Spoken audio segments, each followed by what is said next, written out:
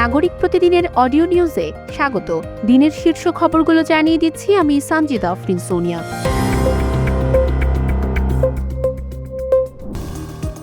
জাতীয় সংসদে প্রধানমন্ত্রী তারেক রহমান ঘোষণা করেছেন যে কেউ বিদেশি বিনিয়োগ দেশে আনতে পারলে তাকে ১.৫% হারে প্রণোদনা বা কমিশন দেওয়া হবে। বিনিয়োগ প্রক্রিয়া সহজ করতে ইতিমধ্যে আমদানি ও রপ্তানি নিবন্ধন অনলাইন করা হয়েছে। প্রধানমন্ত্রী জানান, বিনিয়োগ বান্ধব পরিবেশের জন্য নতুন রপ্তানি নীতি ও ২০২৬ থেকে ২৯ মেয়াদের আমদানি নীতি হালনাগাদ করা হচ্ছে।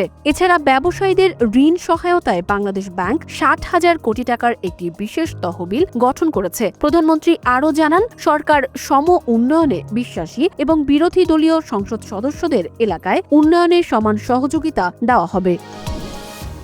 নৌপরিবহন মন্ত্রী শেখ রবিউল আলম জানিয়েছেন, ২০৩০ সালের মধ্যে সব কন্টেইনার টার্মিনাল চালু হলে চট্টগ্রাম বন্দরের জট পুরোপুরি নিরসন হবে। পতেঙ্গা, লালদিয়া ও বে টার্মিনাল পূর্ণাঙ্গভাবে কার্যকর হলে ২০২৯ সালের মধ্যে চট্টগ্রাম বন্দর সিঙ্গাপুর বা কলম্বোর মতো দক্ষতা অর্জন করতে পারবে। বর্তমানে পতেঙ্গা টার্মিনাল চালুর ফলে জাহাজের অপেক্ষমান সময় শূন্যের কোটায় নেমে এসেছে। মন্ত্রী আরও জানান, বে টার্মিনাল নির্মাণে দুবাইয়ের ডিপি ওয়ার্ল্ড ও সিঙ্গাপুরের পিএস এর সঙ্গে আলোচনা চলছে। এছাড়া ঐতিহ্যবাহী গম্ভীরা গানকে ইউনেস্কোর বিমূর্ত সাংস্কৃতিক ঐতিহ্যের স্বীকৃতি দেওয়ার জন্য কাজ করছে সরকার। জামায়াত ইসলামীর সহকারী secretary general doctor AHM Hamidur Rahman Azad বর্তমান সরকারের ১০০ দিনের কার্যক্রমকে ফ্যাসিবাদ হিসেবে আখ্যায়িত করেছেন। এক সংবাদ সম্মেলনে তিনি অভিযোগ করেন, সরকার জনগণের অধিকার হরণ করে অতীতের মতো স্বৈরাচারী কায়দায় দেশ চালাচ্ছে। তিনি দাবি করেন, গত ১০০ দিনে দেশে আইন শৃঙ্খলা পরিস্থিতির চরম অবনতি হয়েছে এবং শত শত হত্যাকাণ্ড ঘটেছে। এছাড়া সরকার ২ বছরের মধ্যে বিদ্যুতের দাম না বাড়ানোর প্রতিশ্রুতি দিয়েও বারবার জ্বালানি ও বিদ্যুতের দাম বাড়িয়েছে। জামায়াত নেতা জুলাই-জুন অর্থ বছরের পরিবর্তে জানুয়ারি-ডিসেম্বর অর্থ বছর করার প্রস্তাব দেন।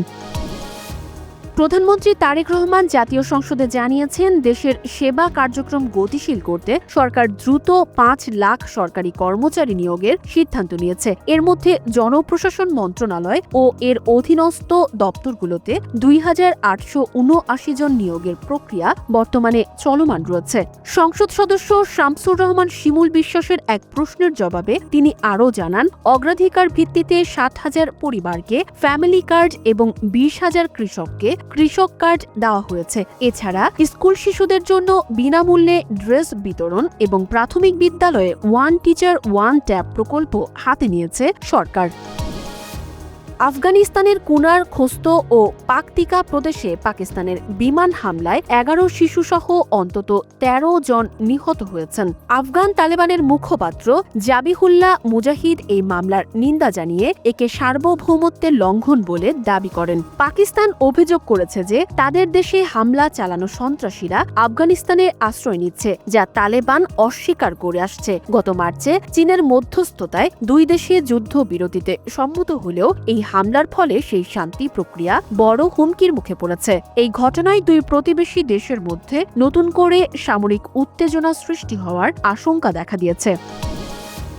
আগামীকাল পর্দা উঠতে যাওয়া ফুটবল বিশ্বকাপে ফ্রান্সে জন্ম নেওয়া খেলোয়াড়দের জয়জয়কার দেখা যাচ্ছে। তথ্য অনুযায়ী এবারের আসরে ৪৮টি দলের মোট ১,২৪৮ জন ফুটবলারের মধ্যে ৯৯ জনই ফ্রান্সে জন্মগ্রহণ করেছেন। এদের মধ্যে ৭৬ জনই ফ্রান্সের পরিবর্তে আলজেরিয়া, হাইতি, DR কঙ্গো ও সেনেগালের মতো অন্য দেশের জার্সিতে মাঠে নামবেন। খেলোয়াড় তৈরি ও রপ্তানিতে ফ্রান্সের পরেই রয়েছে নেদারল্যান্ডস। এদেশের সংখ্যা ৬৭ জন। ফ্রান্সের একাডেমিগুলোর অসাধারণ প্রতিভা অন্বেষণ কৌশলের কারণেই বিশ্বজুড়ে ফরাসি বংশোদ্ভূত ফুটবলারদের এই আধিপত্য। ব্রাজিল ও যুক্তরাষ্ট্র এ তালিকায় যৌথভাবে ১১তম স্থানে রয়েছে। জনপ্রিয় চিত্রনায়ক ও নিরাপদ সড়ক চাইয়ের চেয়ারম্যান ইলিয়াস কাঞ্চন বর্তমানে ব্রেন ক্যান্সারে আক্রান্ত হয়ে লন্ডনে চিকিৎসাধীন রয়েছেন।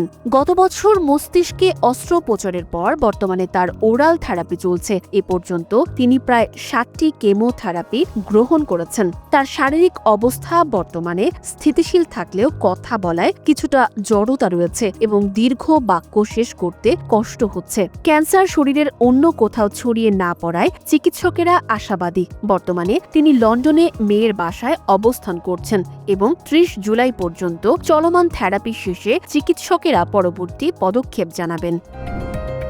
এই ছিল আজকের শীর্ষ খবরগুলো। প্রতিদিনের অডিও নিউজ শুনুন আমাদের ওয়েবসাইট, ইউটিউব চ্যানেল ও ফেসবুক পেজে।